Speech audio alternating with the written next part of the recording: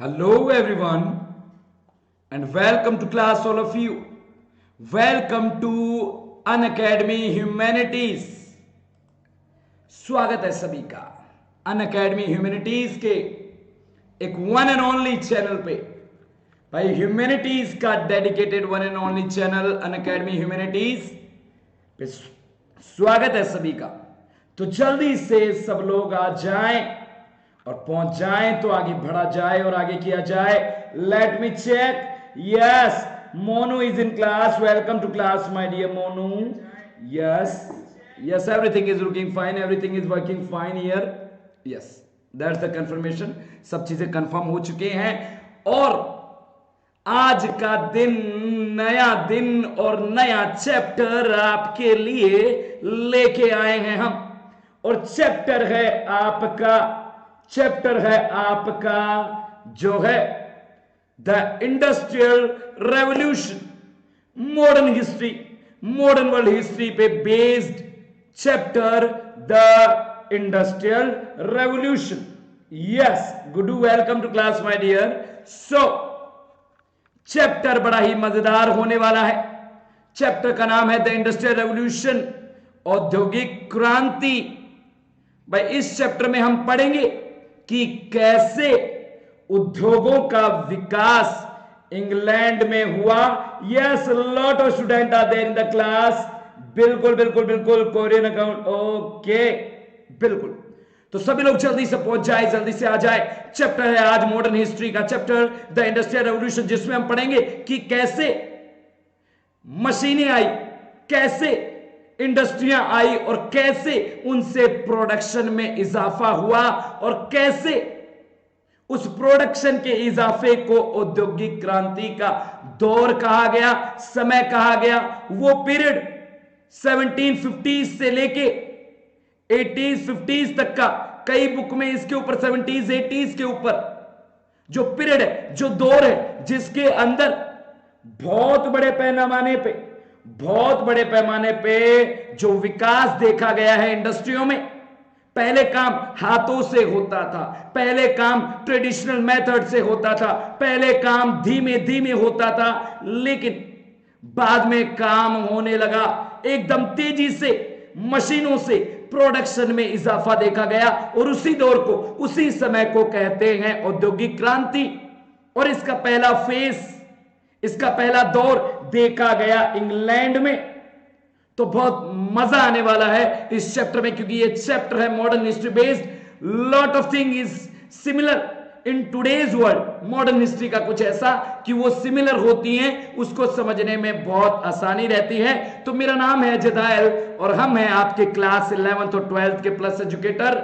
और Unacademy humanities पे history जो है वो हम करवाते हैं, हिस्ट्री कवर करवाते हैं। और इसी सीरीज में आप सब लोगों के लिए, यस, सब लोगों का नाम लेंगे। आपका नेम जरूर माय डियर, हमसे तो लिया भी नहीं जाएगा। आपका नेम जो है वो हम कैसे पढ़ सकते हैं, क्योंकि आप आ गए हैं और आपने यहां पे अपना नेम जो है पता नहीं कौन सी भाषा में लिखा हुआ है, मुझे नहीं समझ आ रहा है। It may be the Korean. Yes, Tanishq, welcome to class my dear. Rajvardhan, welcome to class. Welcome everyone, welcome to class. तो चलिए फिर बढ़ते हैं आगे। तो सबसे पहले तो आप लोगों को बता दिया जाए कि Unacademy is India's one and only और इंडियाज लार्जेस्ट और बेस्टेस्ट एजुकेशन प्लेटफॉर्म, जहां पे आपको आने पे मिलते हैं कई बेनिफिट। जहां पे आप अगर आएंगे तो then you are going to get lot of benefit my dear student. कई फायदे, कई बेनिफिट वहां पे आने के। ठीक है, यस मत लेना नाम, नहीं तो गले घमा। Yes Monu, welcome to class my dear, welcome to class. बिल्कुल। तो अभी एक बार आप लोगों को बता दिया जाए, Unacademy is India's largest platform, और जिसका प्लस सब्सक्रिप्शन आप लेंगे तो रेगुलरली बहुत सारी चीजें आपको मिलेंगी। देखिए, लाइव सेशंस आपको मिलेंगे, अनलिमिटेड वीडियोस की एक्सेस आपको मिलेगी। वीडियो को लाइक जरूर करिए, बहुत सारे एजुकेटर आपको पढ़ाएंगे।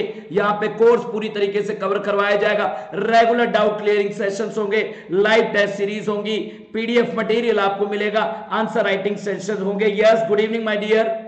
मेंटरशिप गाइडेंस यहां पे अवेलेबल होगा, प्रैक्टिस सेशन होंगे, वीकली मॉक टेस्ट होगा, लाइव क्विजेस होंगे, lot of benefit of there.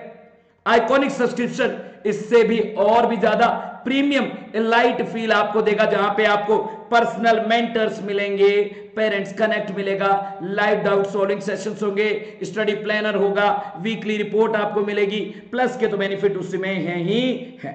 बिल्कुल, thank you so much CP, thank you so much my dear. सब लोगों का, आप लोगों का शुक्रिया, आप लोगों की वजह से ही हम इतना आगे आए हैं, और आप लोगों की वजह से ही ह्यूमैनिटीज को एक नया प्रबलता, एक नया स्ट्रॉन्ग मिलेगा, स्ट्रॉन्गनेस मिलेगी माय डियर, क्योंकि आप हो लीडर आने वाले इंडिया के, आप हो यहां पे ह्यूमैनिटीज के स्टार्स।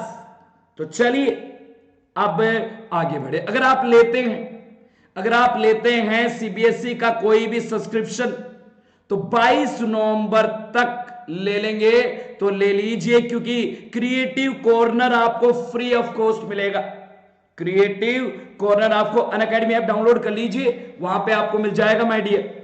क्रिएटिव कॉर्नर आपको जो है फ्री ऑफ कॉस्ट मिलेगा, जहां पे वैदिक मैथ सीख सकते हैं, पोट्री आप अपने वहां पे जो है, वहां पे अपनी जो आपकी मतलब क्रिएटिविटी को आपको शो करने का मौका मिलेगा, वहां पे क्रिएटिविटी आप दिखा सकते हैं। ठीक है, बिल्कुल बिल्कुल बिल्कुल। तो उसके साथ अनअकैडमी असेंट तो सब लोगों को पता ही है, हर 1 तारीख को Unacademy ascent all India championship class 6 to 12, जहां पे आपको 5 लाख रुपए तक के स्कॉलरशिप जीतने के चांसेस होते हैं, वो भी अनअकैडमी आपके लिए करवाता रहता है, और बहुत ही जल्दी वो होगा। तो रेडी रहिए और तैयार रहिए ऐसे मौकों पे अपने आप का पोटेंशियल दिखाने के लिए। तो उसी के साथ मैंने आपको बताया कि रेगुलरली अगर आप पढ़ना चाहते हैं, रेगुलरली करना चाहते हैं, तो Unacademy is a best platform, जहां पे आपको मिलते हैं साइंस के, कॉमर्स के, ह्यूमैनिटीज के बहुत सारे बैचेस, जहां पे आप रेगुलरली चीजें कवर कर सकते हैं। और इवन हम ह्यूमैनिटीज के बैच में हम आपको करवा रहे हैं माय डियर स्टूडेंट हिस्ट्री, हम आपको करवा रहे हैं हिस्ट्री। तो इसी सीरीज में अगर आप आएंगे अनअकैडमी प्लस पे और अप्लाई करेंगे अपने सर अजय सर का referral code AJAYD10, then you are going to get 10% discount, 10% छूट मिलेगा AJAYD लाइव अप्लाई करने पे। अगर अप्लाई करेंगे और लेंगे सब्सक्रिप्शन, और आपको बता रहे हैं फ्री ऑफ कॉस्ट मिल रहा है क्रिएटिव कॉर्नर का सब्सक्रिप्शन आपको, अगर आप लेंगे सब्सक्रिप्शन तो। चलिए फिर, ये तो हुई सारी बातें, आप लोगों ने समय दिया इसके लिए शुक्रिया। अब है टॉपिक स्टार्ट, अब है चैप्टर शुरू। तो चलिए करते हैं शुरू, अब करते हैं start. My dear, I am not sure about that, it depend on the educators, कि आपको उनसे जब क्लासेस होती हैं आप उनसे कंफर्म किया कीजिए, एजुकेटर्स आपको जरूर बताएंगे, बिकॉज समय का कोई श्योरिटी नहीं है। जैसे मैं फ्राइडे को जरूर क्लासेस लेता हूं, ये श्योरिटी है, फ्राइडे को आपकी 7 से 8 बजे की क्लास हमेशा रहेगी, संडे को आपकी 12 से 1 12th की क्लास रहेगी, ये 11th की क्लास रहेगी। इतना तो श्योरिटी दे सकता हूं। Ujjwal welcome to class my dear. तो चलिए फिर करते हैं शुरू चैप्टर जिसका आपको इंतजार है बहुत। देखिए ये चैप्टर आपने पढ़ा होगा, समझा होगा, लेकिन मैं आपको इस चैप्टर को एक नए अंदाज में, एक नए तरीके में आपको पढ़ाऊंगा। यस, इस्लामिक लैंड का भी पार्ट 3 आएगा, पार्ट 3 आएगा माय डियर। समय है मेरा फ्राइडे को। देखिए इस फ्राइडे को तो क्या पता थोड़ा वीक यहां पे फेस्टिवल्स चल रहे हैं, इस वजह से ना हो पाए, वैसे हमारा फ्राइडे को टाइम रहेगा 7 to 8। फ्राइडे को कंफर्म कर लो, लिख लो, और नया टाइम जो है वो भी मैं आपको बताऊंगा। तो चलिए फिर करते हैं शुरू, ज्यादा समय जाया नहीं करेंगे, ज्यादा समय आपका गवाएंगे नहीं, क्योंकि आप डिजर्व करते हैं पढ़ना, आप डिजर्व करते हैं कुछ बेहतर। तो चलिए करते हैं शुरू, और चैप्टर है इंडस्ट्रियल रेवोल्यूशन। तो आपको बता दिया जाए कि 1780 से लेके 1850 के बीच में जो इंडस्ट्री में, इकोनॉमी में, ब्रिटेन की में जो परिवर्तन आए, जो परिवर्तन आए, बिल्कुल जो बदलाव आए, उन परिवर्तनों को पहला इंडस्ट्रियल रेवोल्यूशन कहा जाता है, फर्स्ट इंडस्ट्रियल रेवोल्यूशन। ऐसा नहीं और नहीं हुए, उसके बाद में पीछे पीछे देश चलते रहे। उसके बाद में सेकेंड फेज को डोमिनेट किया यूएसए में। जब उद्योगों में वृद्धि हुआ, सबसे पहले तो आपको मैं बता दूं इसकी डेफिनेशन, क्रांति किसको कहते हैं? किसी काम को करने के तरीके में एकाएक कोई नया तरीका आना, उसके अंदर एकदम से कोई वृद्धि होना, कोई बदलाव होना, उसको बोलेंगे क्रांति। तो इसी तरीके से पहले काम होता था हाथों से, काम होता था ट्रेडिशनल तरीकों से, लेकिन बाद में काम होने लगा मॉडर्न मेथड से। ठीक है, मॉडर्न मेथड से, मॉडर्न तरीकों से, थैंक यू सो मच भाई, उससे होने लगा। तो उस वाले दौर को, जब उस मॉडर्न मेथड की वजह से जो प्रोडक्शन में इजाफा देखा गया, उस इजाफे को कहते हैं औद्योगिक क्रांति, उसको कहेंगे औद्योगिक क्रांति। Most famous revolution in the humanity is, it may be the French revolution. France की क्रांति के अंदर नए चीजें, नया पॉलिटिकल सिस्टम, नया सोशल सिस्टम यहां पे आया, so you can call it by. लेकिन औद्योगिक क्रांति भी एक ऐसा दौर जिसने मानवता के पूरे सिस्टम को बदल दिया। इसका असर बहुत बड़े पैमाने पे यहां पे ब्रिटेन पे देखा गया, और बाद में ऐसे ही परिवर्तन, बाद में ऐसे ही चेंजेस जो हैं वो और दूसरे देशों में, यूरोपियाई देशों में, जैसे यूएसए में, जैसे और यूरोपियन नेशन जैसे फ्रांस में, जर्मनी में देखा गया। और इस समय बहुत बड़े पैमाने पर समाज में भी इंक्रीमेंट, समाज में भी परिवर्तन आया। भाई वो मैं पढ़ाऊंगा आपको कि कैसे समाज में परिवर्तन आया। इस समय इकोनॉमी में तो परिवर्तन ही होगा भाई, जब प्रोडक्शन बढ़ेगा, जब प्रोडक्शन में इजाफा होगा। तो आपको लगता नहीं है क्या कि ऐसे दौर में, ऐसे समय में जो इकोनॉमी है वो बहुत बड़े पैमाने पे ग्रो करेगी, बहुत बड़े पैमाने पे उसमें ग्रो करेगी, इंक्रीमेंट होगा, वो यहां पे होगा। तो बहुत बड़े पैमाने पे यूरोपियाई देशों में इसमें परिवर्तन आया, वो भी हम पढ़ेंगे। इंडस्ट्रियल डेवलपमेंट आप सबको पता ही है, इंडस्ट्रियल डेवलपमेंट आपको पता ही है, ज्यादातर एसोसिएटेड है नई मशीनों से और नई तकनीकों से। और जो नई मशीन और जो नई तकनीकें आई, उन्होंने बिल्कुल भाई नई मशीनें, नई तकनीकें जो आई भाई, उन्होंने बहुत बड़े पैमाने पे मदद करी खूब सारे प्रोडक्शन या गुड्स को बड़े पैमाने पे बनाने में। एज कंपेयर टू, पहले हाथों से काम होता था, हैंडलूम से काम होता था, एज कंपेरिजन टू दैट इस समय काम होने लगा मशीनों से, और उससे बहुत बड़े पैमाने पे इजाफा हुआ। और सबसे ज्यादा परिवर्तन देखे गए कॉटन, कपड़ा उद्योग और लोहे वाली इंडस्ट्रियों में। भाई कपड़ा उद्योग और लोहे वाली इंडस्ट्रियों में सबसे ज्यादा परिवर्तन, सबसे ज्यादा प्रभाव, सबसे ज्यादा बदलाव इन्हीं में देखा गया। वो आप देखोगे कि द फर्स्ट स्टेज और the second stage were dominated by these two industry, after that various other industries come after that. वो इनके पीछे आई, लेकिन लीड इन्होंने किया। इसके साथ साथ यहां पे बड़े पैमाने पे, बहुत बड़े पैमाने पे स्टीम पावर का भी यूटिलाइजेशन होने लगा, यूज होने लगा, जिसकी मदद से बहुत बड़े पैमाने पे ब्रिटिश इंडस्ट्रियां ग्रो करी, क्योंकि इसने उसको वो रफ्तार प्रदान करी, इसने उसको वो तेजी प्रदान करी, जिससे एकदम से ये बढ़ पाए। इसी की मदद से बहुत बड़े पैमाने पे ट्रांसपोर्टेशन सेक्टर में भी डेवलपमेंट देखा गया, ट्रांसपोर्टेशन सेक्टर में भी डेवलपमेंट देखा गया, रेलवे में भी इंक्रीज देखा गया, शिप बिल्डिंग में भी या शिप ट्रांसपोर्टेशन में भी इंक्रीजमेंट देखा गया। कहने का मतलब जिसमें, ठीक है, जिसमें जो है बहुत बड़े पैमाने पे चीप मोड ऑफ ट्रांसपोर्टेशन के रूप में इसको यूज किया गया। इसके लिए नहरें बनाई गई। और मैं आपको बताऊंगा रेल डेवलपमेंट इंग्लैंड में ही क्यों हुआ, वो भी बहुत मजेदार टॉपिक है। काफी इन्वेंटर्स यहां पे आए, काफी बिजनेसमैन यहां पे आए, लेकिन ऐसा नहीं था कि सब अमीर अमीर लोगों ने पैसे बनाए। बहुत कम लोग यहां पे पैसे वाले थे, बहुत कम लोग यहां पे साइंस की जानकारी रखते थे, लेकिन लोगों ने अपनी एबिलिटी, अपनी क्यूरोसिटी, कुछ करने की क्षमता या अपने काम को आसान बनाने की क्षमता से उन्होंने जो है वो यहां पे उन्होंने यहां पे ऐसे ऐसे विकास किए। और आप एक टॉपिक आएगा जिसमें हम पढ़ाएंगे हु वर द इन्वेंटर्स, आप उसमें देखोगे कि रोड बनाने वाला व्यक्ति जो है वो अंधा था।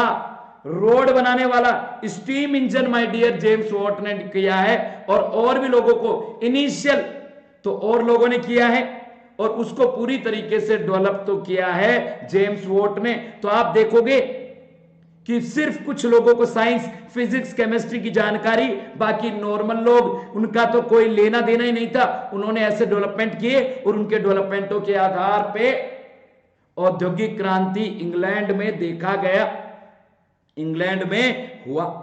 तो इस समय बहुत बड़े पैमाने पे बहुत सारे लोग अमीर भी बने भाई। जब लोगों ने पैसा इन्वेस्ट किया, जब लोगों ने खूब सारा पैसा लगाया तो बहुत सारे लोग अमीर भी बने।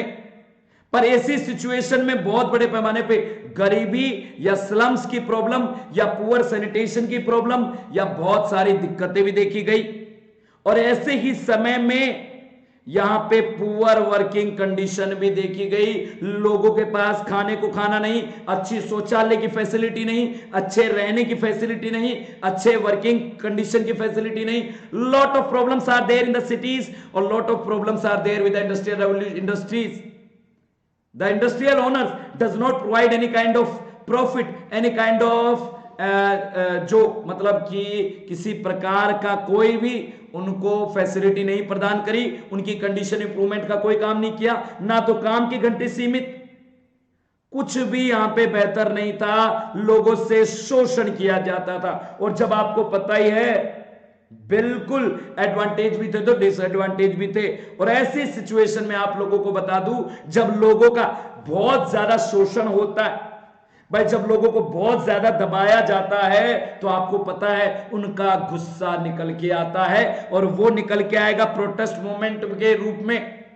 प्रोटेस्ट करेंगे, वो यहां पे प्रोटेस्ट करेंगे, विरोध करेंगे सरकार की नीतियों का या इंडस्ट्रीज के कामों का, उनके खिलाफ नाराजगी दर्शाएंगे। सब चीजें आप पढ़ने वाले हो, सब चीजें आप पढ़ने वाले हो। आप पढ़ने वाले हो कि कैसे कैसे सेक्टर में क्या क्या डेवलपमेंट हुए।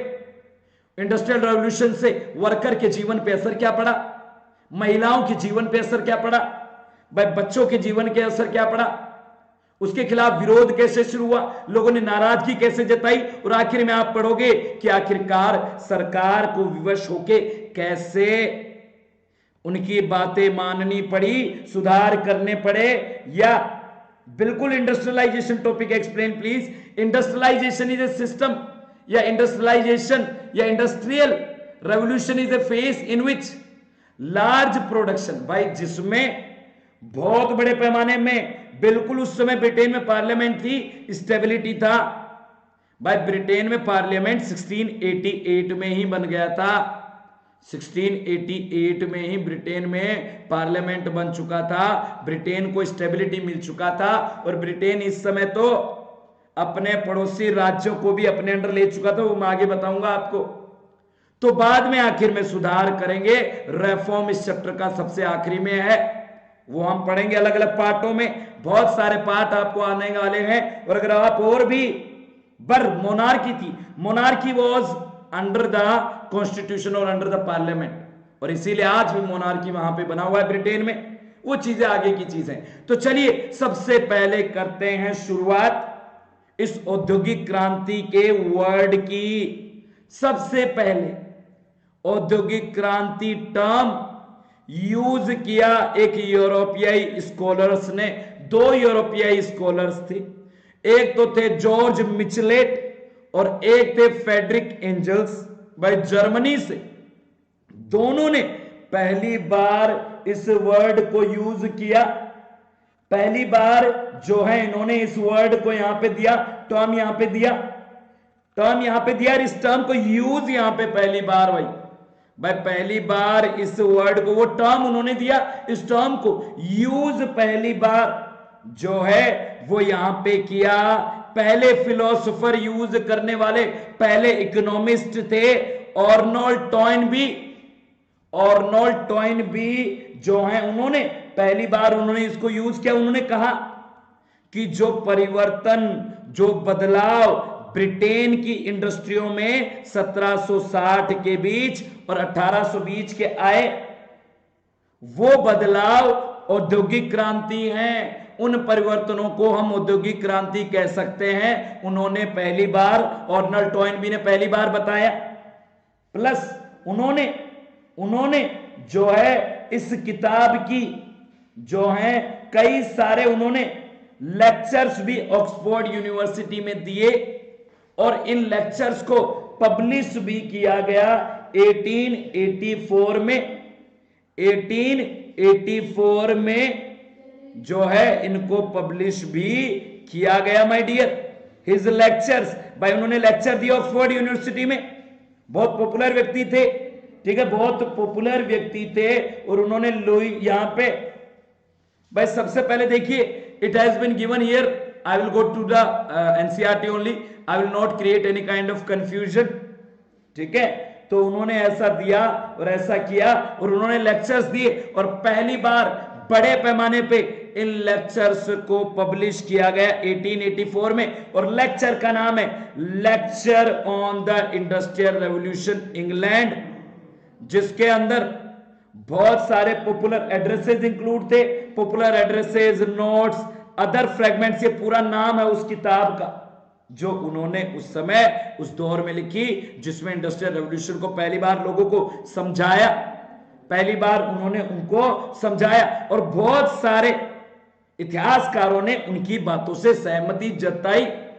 बहुत सारे इतिहासकार जैसे टीएस एस्टोन है, पॉल मॉन्टेक्स है, या एरिक्स हॉब्सवान है, भाई उन्होंने एग्री किया टॉइनबी से कि भाई टॉइनबी बिल्कुल सही बात कह रहे हैं, टॉइनबी बिल्कुल उचित बात कह रहे हैं। और हमने भी देखा है कि 1780 के बीच और 1880-20 के बीच बहुत बड़े परिवर्तन यहां पे देखे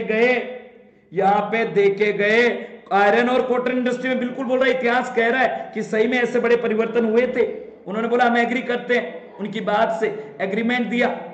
यहां पे बड़े परिवर्तन देखे गए, कोल माइनिंग में, कॉटन इंडस्ट्री में, रोड बिल्डिंग इंडस्ट्री में, कनाल इंडस्ट्री में, फॉरेन ट्रेड में भी बोला इस समय बहुत विस्तार हुआ, बहुत इंक्रीमेंट हुआ, बहुत इंक्रीज देखा गया बोला।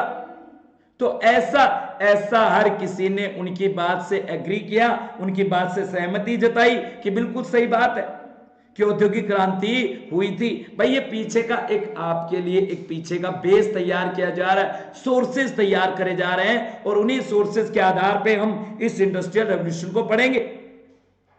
एस्टोन ने तो इतना भी बात बोला कि औद्योगिक क्रांति एक ऐसा दौर जिस समय एक गैजेट का एक लहर आई, swept by a wave of gadget, कहने का मतलब एक समय आया जब चारों ओर गैजेट ही गैजेट फैल गए, मशीनें ही मशीनें हो गई चारों ओर, यहां पे डेवलपमेंट, प्रोडक्शन ही प्रोडक्शन हो गया, इंक्रीज हो गया, ऐसा उन्होंने बात बोली। तो चलिए फिर आ जाइए अपनी बुक के पेज नंबर 197 पे माय डियर स्टूडेंट, ओपन कर लीजिए आपकी बुक का पेज नंबर 197 और आ जाइए वाई ब्रिटेन। कब से हम बातें करे जा रहे हैं कि भाई यहां पे उस इतिहासकार ने कहा ब्रिटेन में वो समय था, ब्रिटेन में वो समय था, ब्रिटेन में वो समय था। लेकिन असल बात ये कि भाई ब्रिटेन ही क्यों वो देश, ब्रिटेन ही क्यों वो राज्य जिसमें ऐसा विकास देखा गया, और क्यों नहीं बोला जर्मनी क्यों नहीं, फ्रांस क्यों नहीं, फ्रांस में क्रांति हुई, जर्मनी क्यों नहीं, फ्रांस क्यों नहीं, इटली क्यों नहीं, कोई और उन्नत देश क्यों नहीं, क्यों हुआ, किस वजह से हुआ। भाई जैसे एक एग्जांपल दूं आपको, मैंने बोलूं कि भाई शर्मा जी के लड़के ने टॉप किया तो भाई शर्मा जी के लड़के ने ही क्यों टॉप किया, वर्मा जी के लड़के ने क्यों नहीं किया, चौधरी जी के लड़के ने क्यों नहीं किया? भाई क्यों नहीं किया? क्योंकि उसने पढ़ाई की, क्योंकि उसका माहौल ऐसा था, उसको ऐसे माहौल मिला. Lot of factors are there and in a similar way lot of factors are there my dear student, जो यहां पे बिल्कुल, क्योंकि विकास करने में सबसे आगे रहा इंग्लैंड, क्योंकि इंग्लैंड में बहुत सारे ऐसे कारण थे, आपकी बुक से भी ज्यादा बताऊंगा मैं आपको, बहुत सारे ऐसे कारण रहे जिस वजह से इंग्लैंड ने औद्योगिक क्रांति को, ब्रिटेन या इंग्लैंड ने औद्योगिक क्रांति को लीड किया, अगुवाई करी, उसमें सबसे आगे रहे. तो अगर बात करी जाए इसके आगे बढ़ने की कारण, तो कई कारण रहे, पॉलिटिकल कारण भी रहे, सोशल कारण भी रहे, ज्योग्राफिकल कारण भी रहे, lot of reasons are there. 10 से 15 से 20 आप आराम से, आपको ऐसे ऐसे कारण गिनवाए जा सकते हैं कि जिस वजह से औद्योगिक क्रांति यहां पे देखा गया. लॉट ऑफ कारण आर देयर, बिल्कुल. तो चलिए मेरे साथ दोहराइए क्या वो कारण थे. पहला कारण आप सबको पता है, लार्ज इंपीरियल एम्पायर या लार्ज कॉलोनियल एम्पायर. भाई ब्रिटेन के पास गुलामों की एक फौज थी, गुलाम राज्यों की एक फौज थी, जिनको वो रॉ मटेरियल के लिए भी यूज कर सकते थे और बना हुआ प्रोडक्ट भी ले जाके बेच सकते थे. भाई प्रोडक्शन कर करके ही क्या करोगे, उसको बेचने के लिए मार्केट भी तो चाहिए. So these colonial empire act as a source of raw material, कच्चा माल प्रदान किया, प्लस पक्के माल के लिए मार्केट भी प्रदान किया. तो सबसे बड़ा अगर बात करी जाए उस समय, तो आधे से ज्यादा कॉलोनियां इनके पास थी, आधे से ज्यादा कॉलोनियां इनके पास थी. अब दूसरा कारण ये रहा कि भाई पास पास में, करीब करीब में आयरन भी भारी. आपको पता है iron is a bulky industry, coal is a bulky industry, and both of these bulky industries are in a same area.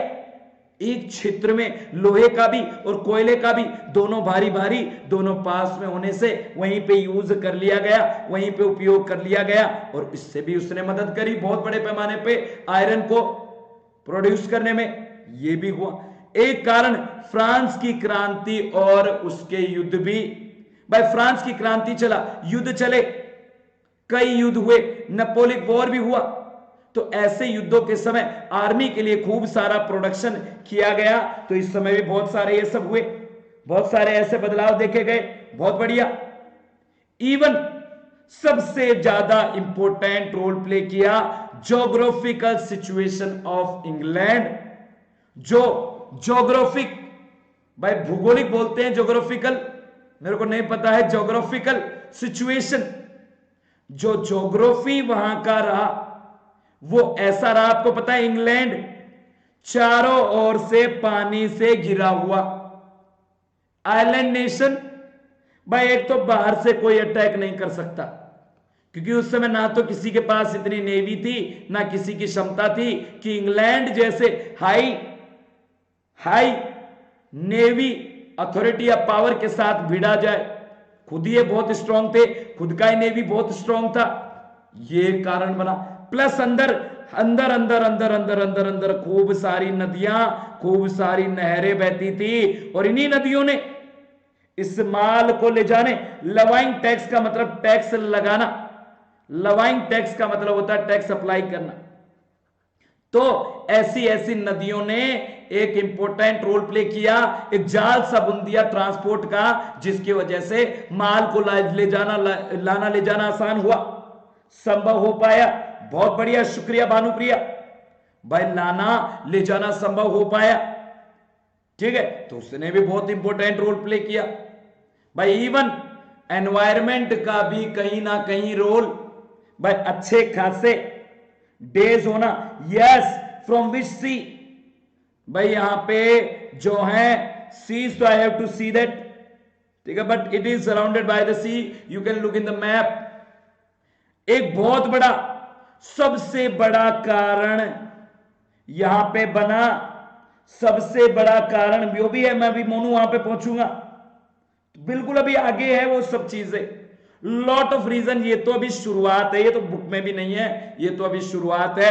एक कारण बना औद्योगिक क्रांति, सॉरी कृषि क्रांति या हरित क्रांति, सॉरी फॉर दैट, कृषि क्रांति, हरित क्रांति, क्योंकि हरित क्रांति आपको पता ही है, हरित क्रांति ऐसा दौर जिस समय एग्रीकल्चर प्रोडक्शन में इजाफा हुआ।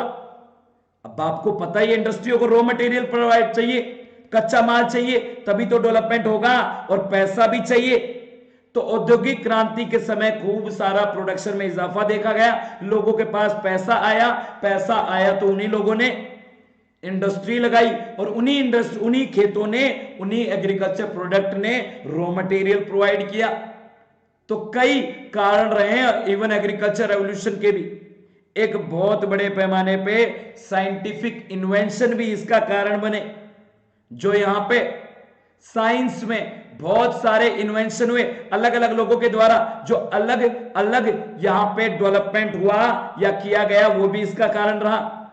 एक और कारण रहा availability of semi skilled labour. भाई availability of semi skilled labour, भाई मजदूरों को काम आना बहुत जरूरी, क्योंकि आपको पता है यहां पे लोग पहले खेतों में काम करते थे, खेतों में उनको काम आता था, ठीक है, प्लीज अभी बताता हूं माय डियर, भाई खेतों में काम आता था, और जब ये लोग उन्हीं मशीनों पे गए तो बहुत बढ़िया से काम ये करने लगे, तो ये कारण बना। भाई लिवाइंग टैक्स का मतलब होता है, किसी पे एक बार किसी ने डाउट पूछा, भाई आप लोग बीच में वो मत सोचिएगा, लिवाइंग टैक्स का मतलब होता है टैक्स लगा देना किसी के ऊपर। कर जानते हो ना भाई, किसी से कर लिया जाता है, टैक्स लिया जाता है, उसको कहते हैं लिवाइंग टैक्स, टू अप्लाई टैक्स, ठीक है। तो चलिए फिर अब आगे बढ़े, आपकी बुक के अकॉर्डिंग देखें कि क्या वो कारण रहे जिस वजह से औद्योगिक क्रांति का दौर रहा ब्रिटेन में। Why Britain experienced industrial revolution? So there are a lot of reasons for that. Britain having, और या ब्रिटेन के अंदर जो औद्योगिक क्रांति हुआ उसके कई कारण रहे। पहला देश रहा ब्रिटेन जिसमें औद्योगिक क्रांति हुआ, मॉडर्न औद्योगिक क्रांति हुआ। आपको पता ही औद्योगिक क्रांति से पहले आपने 10th में पढ़ा होगा, एक ऐसा दौर था, एक ऐसा समय था जिसके अंदर काम फैक्ट्रियों में ना होके छोटे छोटे कारखानों में होता था, अलग अलग स्टेजेस में होता था। वो होता था गांवों में, जिसको कहते थे प्रोटो इंडस्ट्रियलाइजेशन, जिसको कहते थे प्रोटो इंडस्ट्रियलाइजेशन, जिसमें काम छोटे छोटे टुकड़ों में। कहने का मतलब अगर बुरशट बनाना है, शर्ट बनाना है, तो धागा कहीं और बन रहा है, उसका सिलाई कहीं और हो रहा है, उसमें रंग कहीं और डल रहा है। तो ये फेज था जिसको कहते थे प्रोटो इंडस्ट्रियलाइजेशन। लेकिन इंडस्ट्रियल रेवोल्यूशन एक ऐसा दौर जिसके समय, जिसको कहते हैं ना मॉडर्न इंडस्ट्रियल रेवोल्यूशन, जिसके समय एक ही छत के नीचे सारा काम होने लगा, उसको कहते हैं इंडस्ट्रियल रेवोल्यूशन। तो ब्रिटेन में क्यों हुआ, वो कब हुआ, कैसे हुआ? तो देखिए वहां तो लोग भी जो इन्वेंटर्स थे उसमें से भी कुछ ज्यादा पढ़े लिखे बिल्कुल नहीं थे। तो ब्रिटेन वो सबसे पहला कारण, आपका घर बढ़िया है ना भाई, आपका घर में सुख शांति है तो आप आगे बढ़ सकते हो। और ऐसा ही ब्रिटेन के साथ हुआ।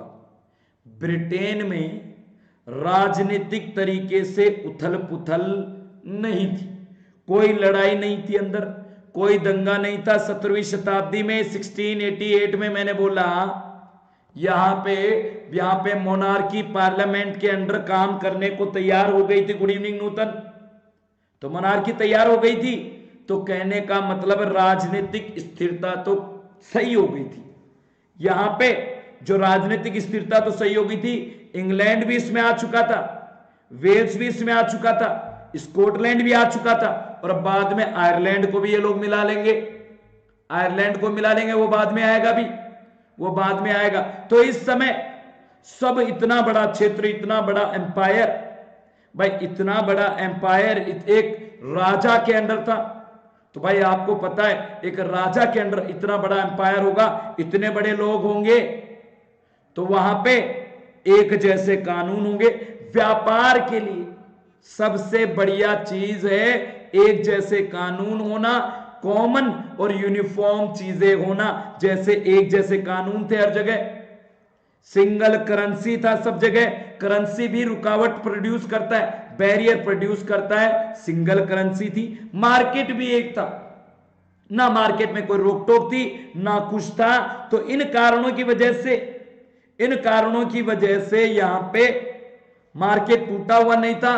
तो इस वजह से यहां पे कोई बाधा नहीं थी, कोई रुकावट नहीं थी। क्योंकि आपने देखा है, आपने एक चीज देखी होगी, जब एम्पायर टूटा हुआ होता है, जैसे हमने देखा था जर्मनी में 39 स्टेट्स में बटा हुआ था जर्मनी, तो कितना टैक्स देना पड़ता था, तोलने बोलने का भी सिस्टम बढ़िया नहीं था, बहुत दिक्कतें थी। लेकिन ऐसी समस्या यहां नहीं थी, कोई लोकल अथॉरिटी टैक्स नहीं लगाती थी, सिर्फ राजा होता था। One country one nation one tax था वहां पे, जो लगाता था राजा। तो यहां पे कोई दिक्कत नहीं थी। यहां पे राजा जो था वो सिर्फ एकमात्र टैक्स लगाता था, बाकी कोई उसके ऊपर टैक्स नहीं लगाता था। Hello my dear, welcome to class. Video को लाइक जरूर करिए। तो ये एक सबसे बड़ा कारण। Thank you so much Kalpana, thank you so much my dear. ऐसा कहा जाता है कि वो न्यू थ्योरी थी, जब तक माना जाएगा जब तक होली बुक्स के हिसाब से सही है। हो सकता है भाई, वो हम चेक करते हैं, ठीक है। तो ऐसी चीज यहां पे थी माय डियर, ऐसा सब कुछ था। तो ऐसी सिचुएशन में आपको पता ही है, जब ऐसा सिचुएशन होगा तो ऐसी सिचुएशन में कोई दिक्कत नहीं था।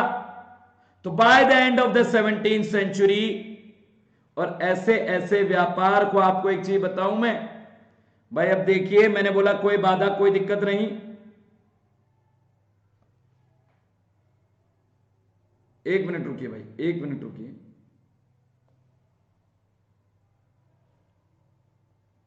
चलिए let's move now, let's move. माफी चाहेंगे थोड़ा सा। हाँ, तो मैंने बोला कि ऐसी सिचुएशन में जब कोई रुकावटें नहीं है, जब कोई बाधा नहीं है, जब किसी प्रकार का कोई प्रॉब्लम नहीं है, तो ऐसी सिचुएशन में व्यापार बढ़ता है, व्यापार को बढ़ाता है। तो 17th सेंचुरी में एक कारण यह भी है कि यहां पे पैसे को बहुत बड़े पैमाने पे लेन देन को करने के लिए यूज किया जाता था। और पैसे का लेन देन को यूज करने का कारण भी कहीं ना कहीं व्यापार को बढ़ाता है। भाई जैसे बार्टर सिस्टम है, बहुत शुक्रिया माय डियर। जैसे बार्टर सिस्टम है भाई, वो व्यापार पर रुकावट है। क्योंकि जरूरी है क्या, जिसको टमाटर चाहिए उसको प्याज, भाई जिसको टमाटर चाहिए भाई उसको मतलब दूसरे वाले व्यक्ति को प्याज चाहिए, वो दिक्कतें थी। भाई पैसा एक कॉमन चीज है, भाई जिसको जो लेना वो ले लो। तो एक पैसा यहां पे होना ये भी इसका कारण बना, जिससे गुड्स आराम से एक्सचेंज हो पाए, प्लस पैसे के आने की वजह से जो सैलरी, जो इनकम मिलता था, हाय विशाल, जो सैलरी इनको मिलता था, जो वेजेस इनको मिलता था, वो इनकम जो थी वो पैसे के रूप में मिलती, सैलरीज रेदर देन गुड्स। ठीक है भाई, गुड्स के बजाय यहां पे सैलरी मिलती, वेजेस मिलते, तनख्वाह मिलती, और तनख्वाह मिलती तो पैसा आता, और पैसा आता तो मार्केट में सर्कुलेट होता, और जिस व्यक्ति को जो कुछ खरीदना होता वो खरीद सकता था, और मार्केट में एक्सपेंशन होता, मार्केट डेवलप होता, तो इनकम बढ़ी, पैसा आया। तो ऐसी सिचुएशन में मार्केट ग्रो किया, लोगों ने पैसा खर्चा, तो इस वजह से भी इंडस्ट्रीज में इजाफा देखा गया, इंक्रीमेंट देखा गया, क्योंकि सैलरियां, तनख्वाह पैसों में मिल रहा था। यह भी इसका कारण। सिर्फ यही नहीं, मैंने बोला औद्योगिक क्रांति 18वीं शताब्दी में, 18th सेंचुरी में यहां पे सबसे बड़ा इकोनॉमिक चेंज अगर ब्रिटेन में हुआ तो वो हुआ हरित क्रांति, agriculture revolution, Agriculture revolution is a period in which there is a rapid rise in the production of goods या प्रोडक्शन ऑफ एग्रीकल्चर प्रोडक्ट्स। भाई औद्योगिक हरित क्रांति ऐसा दौर जिसमें बहुत बड़े पैमाने पे जो अनाज है उसके अंदर वृद्धि देखी जाए, तो ये यहां पे हुआ, इंक्रीमेंट यहां पे हुआ। तो यहां पे क्या हुआ, यहां पे क्या हुआ, बड़े बड़े जमींदारों ने छोटे छोटे फार्म खरीद लिए अपनी प्रॉपर्टी के आसपास और जमीन को एनक्लोज कर दिया।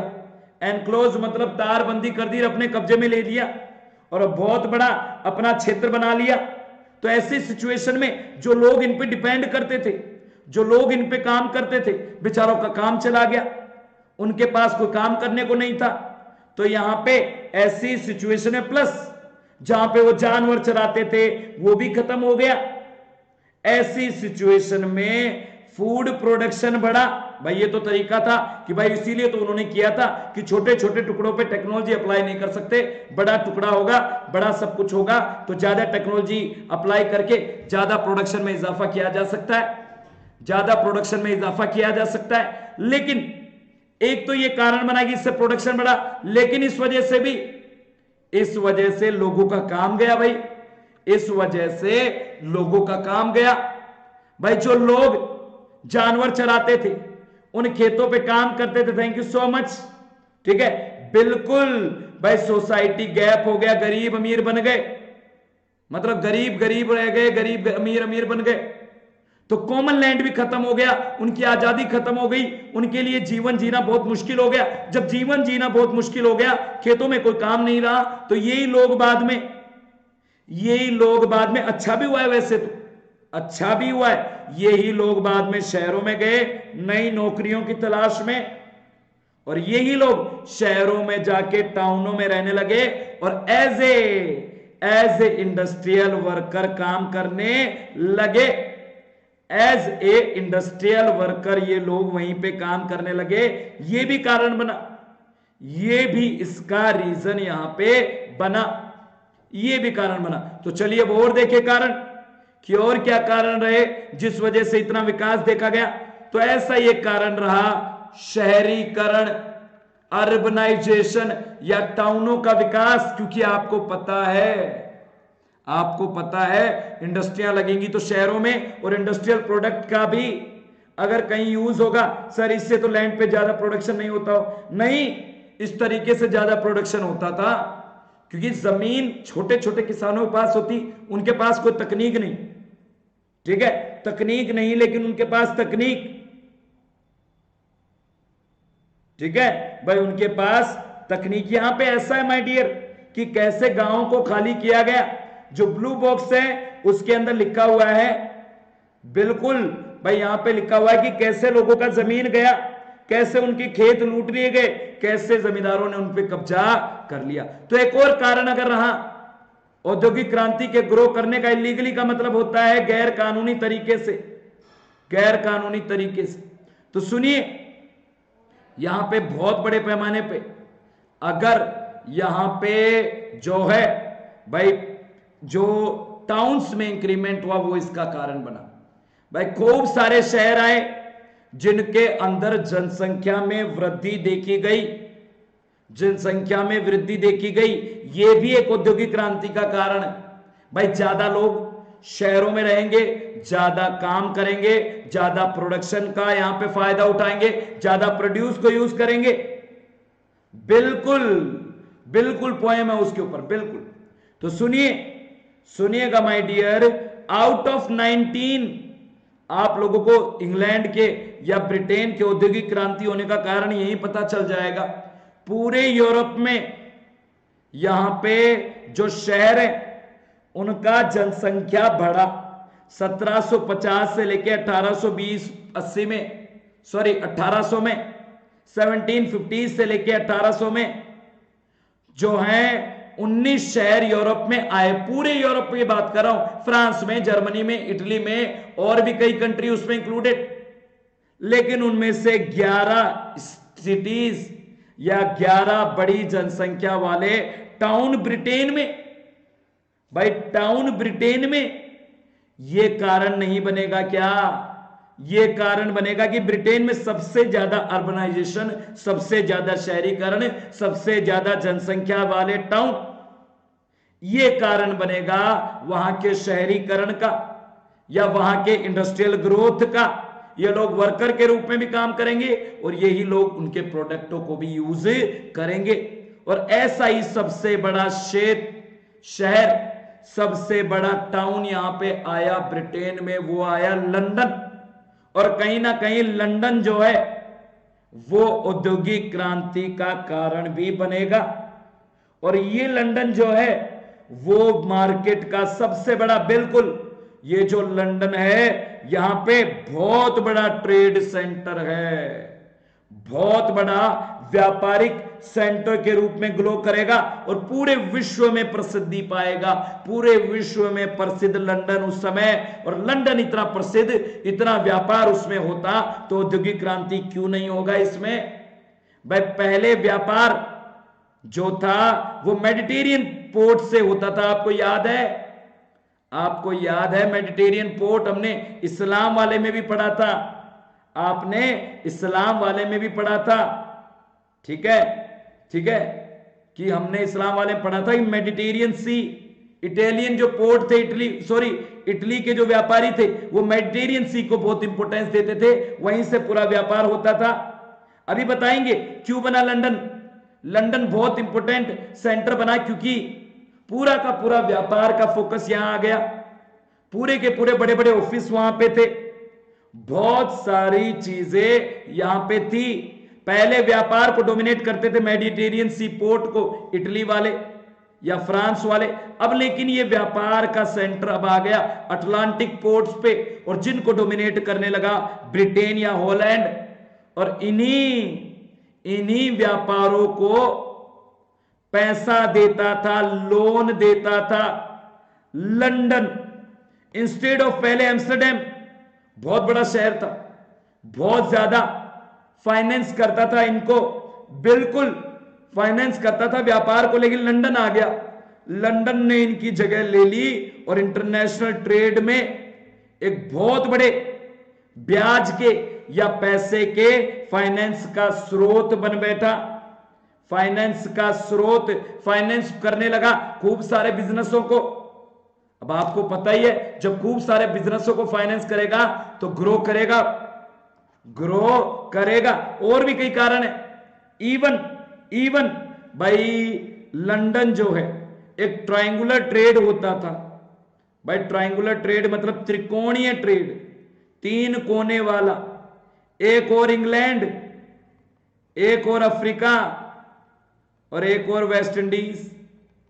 और इस व्यापार को करवाता था इंग्लैंड, इसको करवाता था लंदन, और इसको करवाने में सबसे इंपॉर्टेंट रोल प्ले करता था लंदन, बिल्कुल। इस वजह से भी लंदन जो है बहुत बड़े पैमाने पे व्यापारिक सेंटर बना। प्लस आपको पता है माय डियर स्टूडेंट, जिस जगह सबसे ज्यादा दफ्तर होंगे वही सबसे ज्यादा ग्रो करेगा। तो बड़ी बड़ी कंपनियां जो एशिया की थी, अमेरिका की थी, उनके ऑफिस लंदन शहर में थे, लंदन में थे। और लंदन में शहरों का होना, लंदन में इस प्रकार की कंपनियों के शहरों का या उस समय की एमएनसीज का ऑफिस का होना, उस समय की एमएनसीओ के ऑफिस का होना लंदन को ग्रो करवाया। तो लंदन भी इसका कारण बना भाई, लंदन भी इसका कारण बना, ठीक है, लंदन भी इसका कारण बना।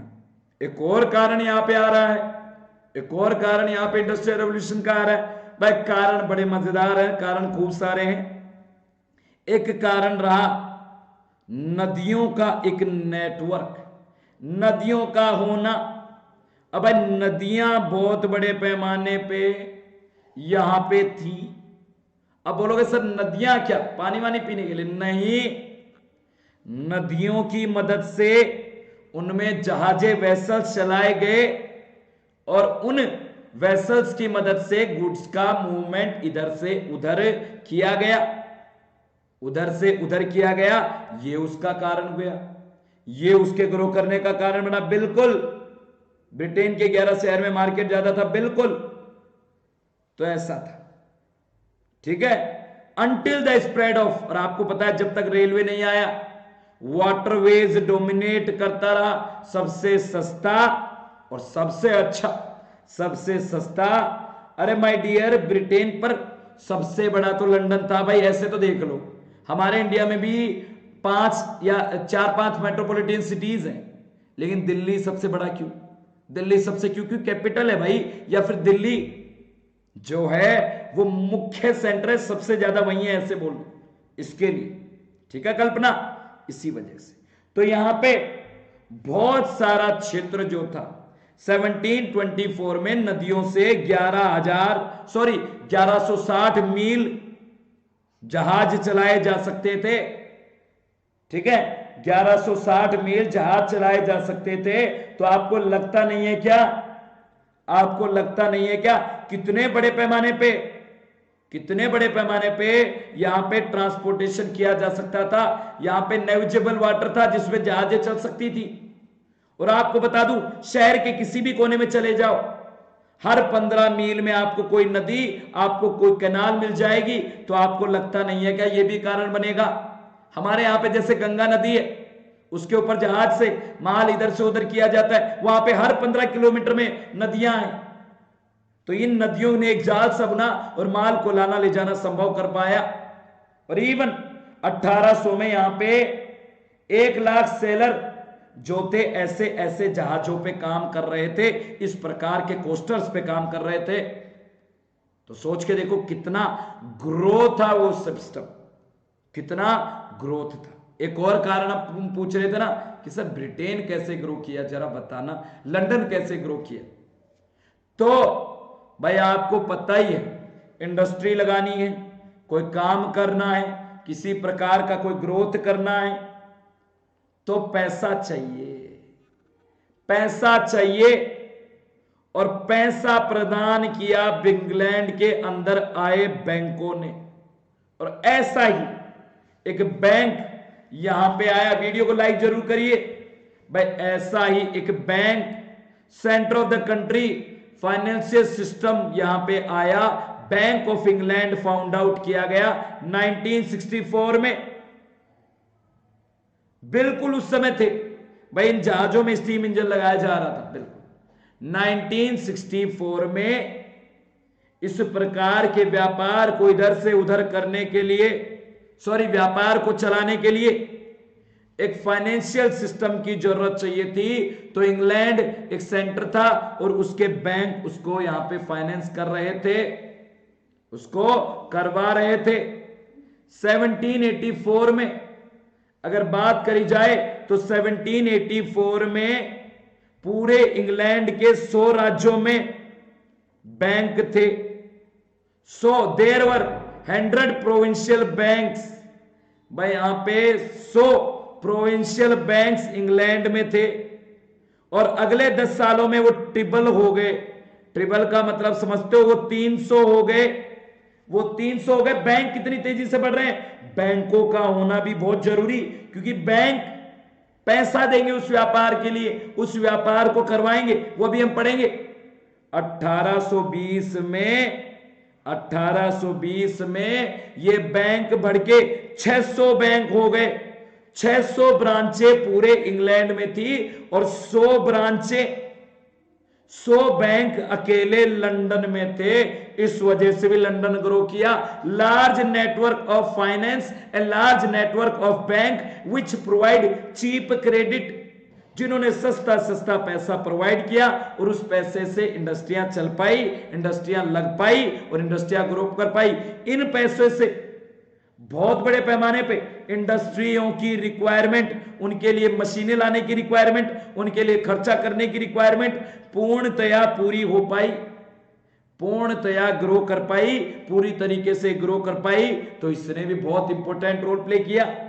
आपको पता ही है, आपको पता ही है कि बेचारे गरीब लोगों का काम छिन चुका था एनक्लोजर की वजह से। तो अब बहुत सारे गरीब लोग बेचारे गांव से शहरों में आ गए, शहरों में आ गए। तो इन बैंकों ने, इन्हीं बैंकों ने ऐसे ऐसे लोगों को पैसा प्रदान किया, लोन दिया, ताकि नेटवर्क यहां पे वो इंडस्ट्री लगा सके, वो इंडस्ट्री ग्रो कर सके।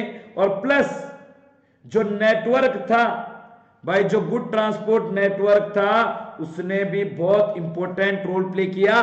तो ये सब कारण रहे, ये सब कारण रहे जिस वजह से ब्रिटेन पहला औद्योगिक ग्रोथ करने वाला नेशन बना।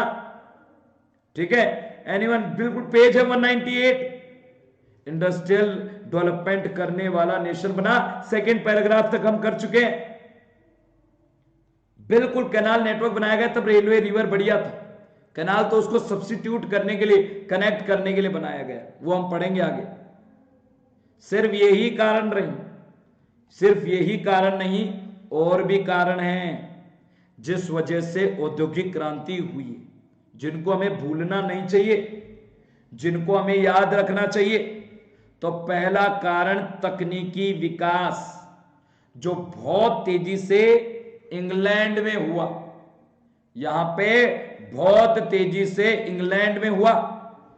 न्यू ट्रांसपोर्ट नेटवर्क यहां पे बना, रेलवे बनने से, ये भी इसका कारण, बनने से भी इसका कारण। लेकिन विकास में और उनको अप्लाई करने में थोड़ा बहुत धीमापन तो था। ये तो है कि भाई एकदम से ही सब कुछ नहीं हुआ था, एकदम से ही सब कुछ नहीं हुआ था।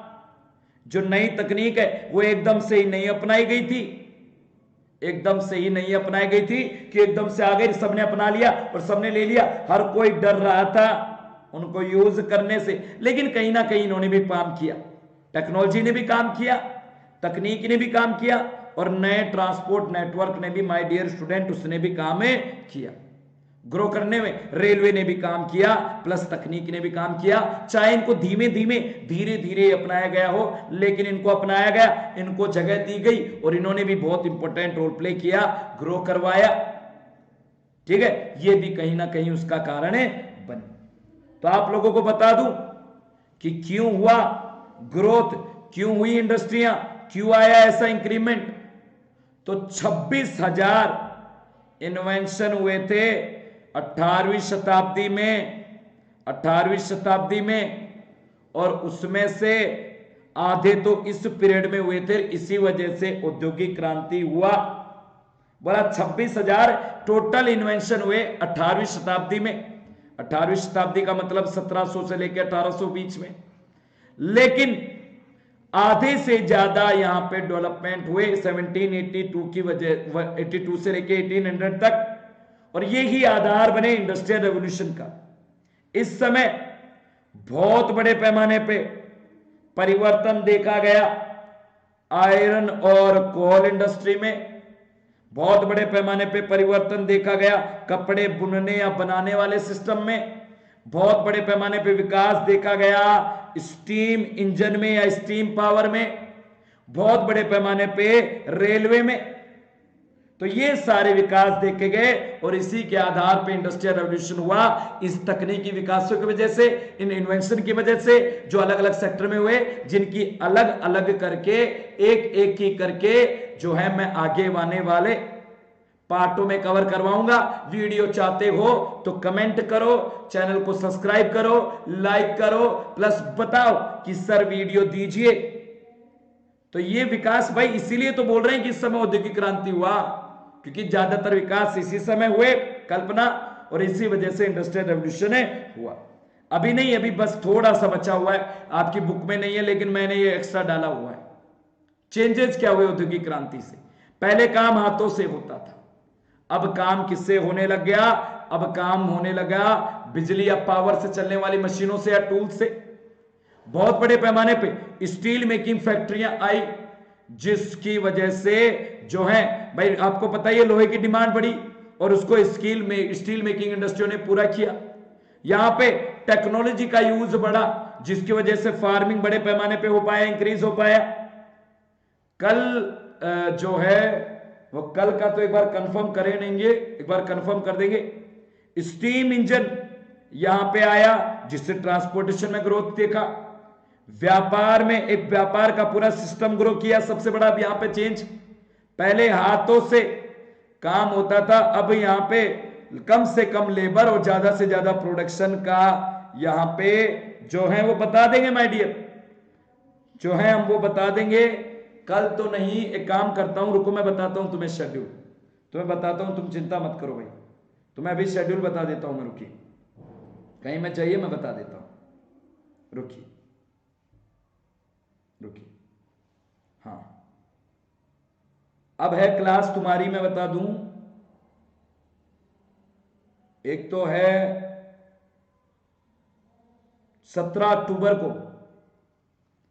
भाई 17 अक्टूबर को जो है वो है 17 अक्टूबर 7 से 8, 7 से 8, ठीक है। एक क्लास है आपकी, रुको,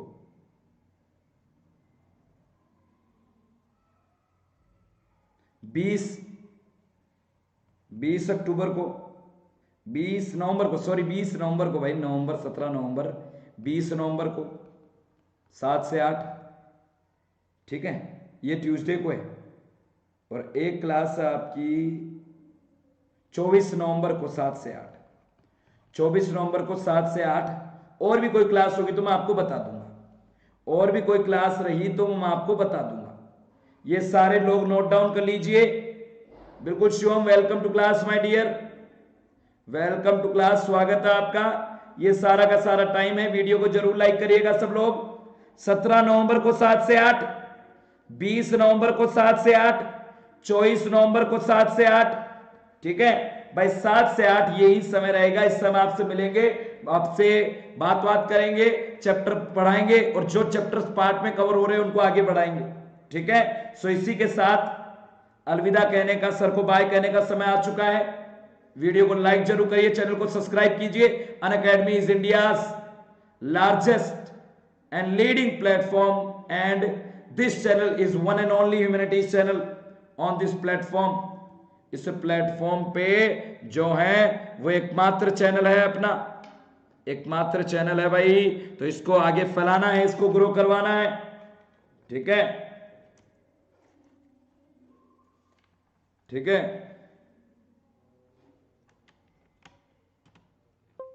वो भी हम देखेंगे, ठीक है। सो हैप्पी दिवाली सभी को, सभी लोगों को हैप्पी दिवाली हमारी तरफ से भी।